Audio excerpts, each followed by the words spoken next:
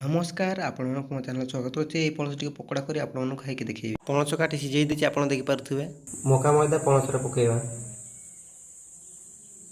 ବେସନ ପକେଇବା, ମଇଦା ପକେଇବା,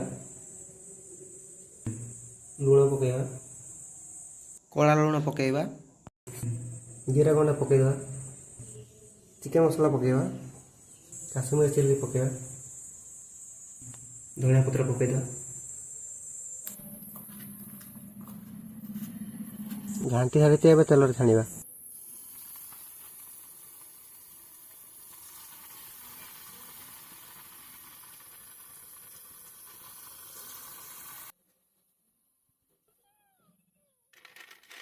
ଫାଇନାଲି ପୁରା ପଣସ ପକୋଡ଼ା ହେଇସାରିଛି, ଆପଣମାନଙ୍କୁ ଖାଇକି ଦେଖେଇବି।